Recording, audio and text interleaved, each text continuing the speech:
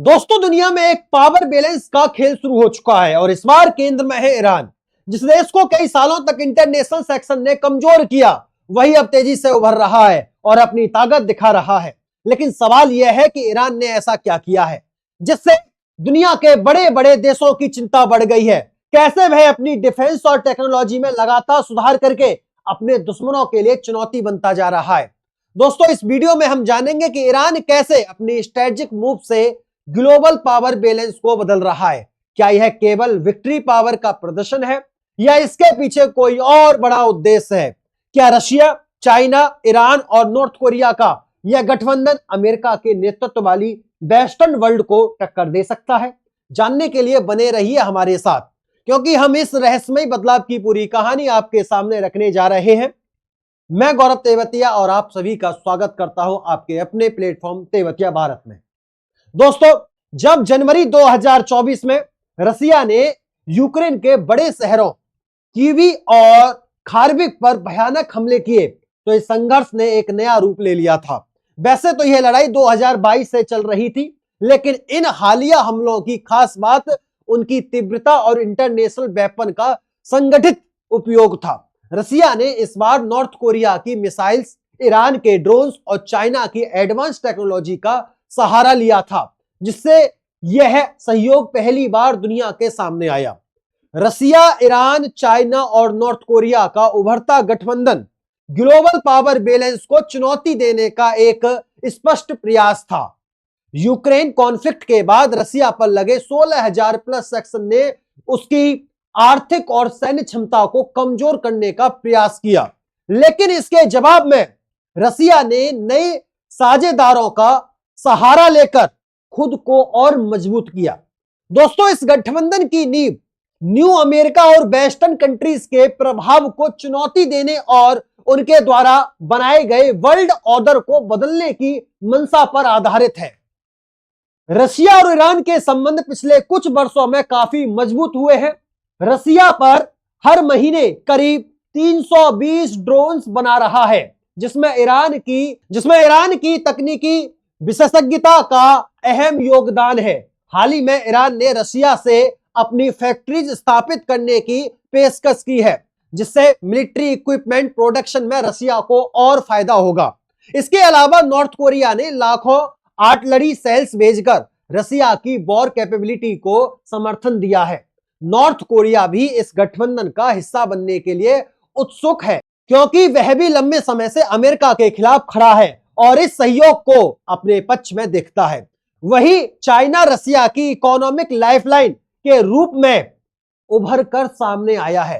Western section के बावजूद China ने रसिया से बड़े पैमाने पर ऑयल और गैस की खरीदारी की है। इससे रसिया इकोनॉमी को जरूर सपोर्ट मिला है और उसके एनर्जी एक्सपोर्ट में गिरावट नहीं आई। दोस्तों, चाइना के इस कदम से रसिया को यह सुनिश्चित करने में मदद मिली है कि वेस्टर्न कंट्रीज के प्रतिबंधों का असर उसकी इकोनॉमी पर कम से कम हो। इसके अलावा यह गठबंधन वेस्टर्न इन्फ्लुएंस को भी कमजोर कर रहा है। रसिया को ड्रोन्स, आर्टिलरी सेल्स और इकोनॉमिक सपोर्ट मिलने से उसकी वॉर पावर मजबूत बनी हुई है। यह नया गठबंधन एक तरह से ग्लोबल डिवाइड को फिर से परिभाषित कर रहा है, जहां एक ओर अमेरिका और उसके एलाइड कंट्रीज, तो दूसरी ओर यह नया उभरता हुआ समूह है। इसके माध्यम से यह देश अमेरिका के प्रभाव को चुनौती देकर अपने जियोपॉलिटिकल गोल्स को हासिल करने की कोशिश कर रहे हैं। इस गठबंधन का प्रभाव आने वाले वर्षों में और गहरा हो सकता है, क्योंकि इसके सभी पार्टनर कंट्रीज अपने अपने रीजनल और ग्लोबल एम्बिशंस को साकार करना चाहते हैं। हालांकि यह भी स्पष्ट नहीं है कि यह नया गठबंधन वेस्टर्न सुपर पावर को कमजोर कर पाने में कितनी हद तक सक्षम होगा, लेकिन इतना जरूर है कि इसने ग्लोबल पावर बैलेंस में हलचल जरूर मचा दी है। यह गठबंधन एक ऐसी वर्ल्ड ऑर्डर को जन्म दे सकता है जिसमें अमेरिका का एक छत्र वर्चस्व समाप्त होने की संभावना बढ़ जाती है। दोस्तों, अब बात करते हैं इस सहयोग के पॉलिटिकल और स्ट्रेटेजिक इंपॉर्टेंस की। ईरान, नॉर्थ कोरिया और चाइना तीनों अलग अलग रिलीजियस और कल्चर आइडेंटिफाई रखने वाले देश हैं। फिर भी उनका एकमात्र साझा उद्देश्य यह है कि वर्ल्ड ऑर्डर में अपना स्थान बनाना। इन देशों का गठजोड़, चाहे वह मिलिट्री, इकोनॉमी या टेक्नोलॉजी हो, सभी क्षेत्रों में अपनी एक नई ताकत के रूप में उभर रहा है। दोस्तों, क्या आपको लगता है कि अमेरिका और वेस्टर्न वर्ल्ड इस संगठन के सामने कमजोर पड़ जाएंगे? यह गठबंधन एक नई वर्ल्ड ऑर्डर को आकार दे रहा है, जो आने वाले समय में ग्लोबल पॉलिटिक्स को गहरे स्तर पर प्रभावित कर सकता है।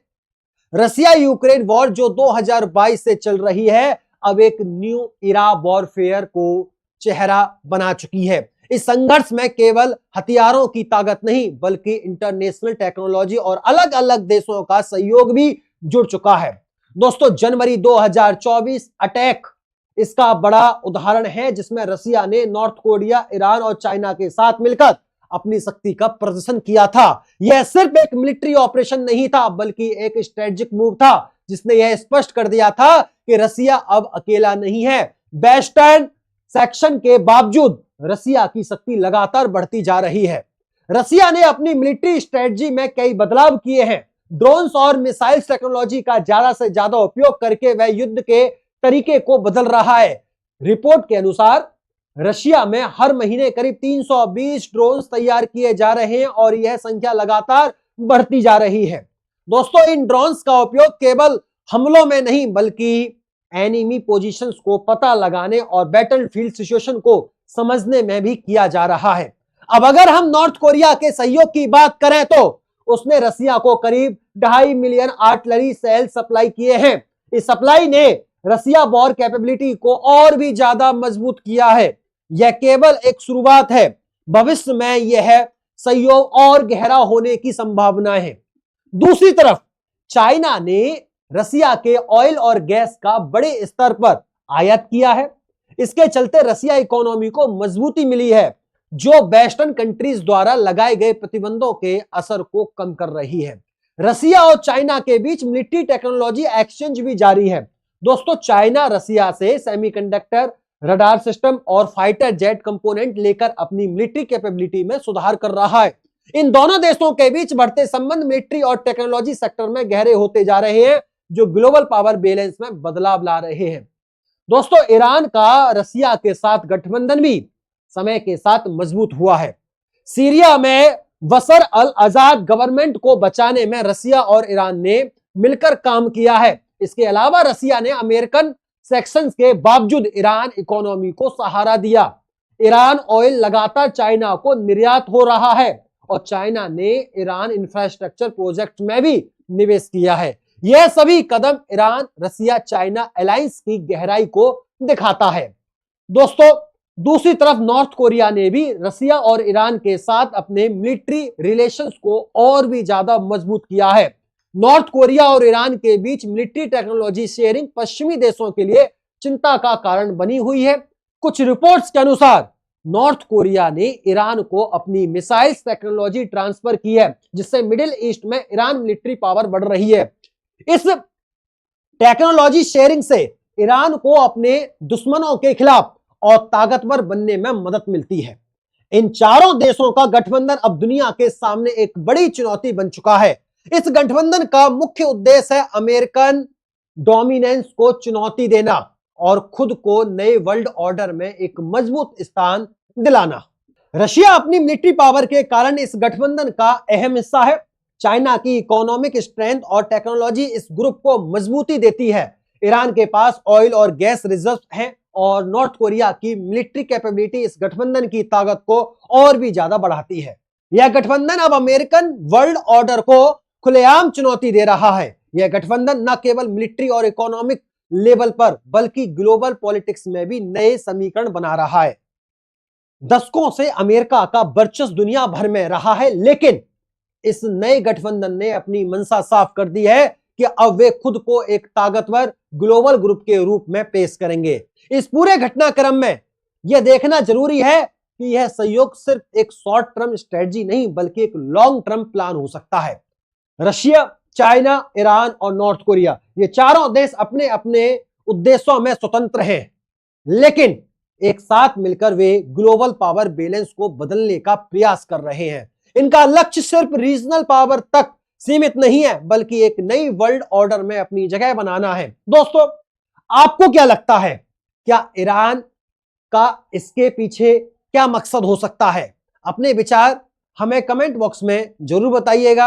अगर वीडियो आपको अच्छी लगी हो तो वीडियो को लाइक करना, दोस्तों में शेयर करना, चैनल को सब्सक्राइब करना बिल्कुल भी मत भूलिएगा। फिर मुलाकात होती है ऐसे ही शानदार, दिलचस्प, बेहतरीन वीडियो में, ज्ञानवर्धक वीडियो में। तब तक के लिए नमस्कार, राधे राधे, राम राम, जय श्री राम, जय हिंद, जय भारत, वंदे मातरम।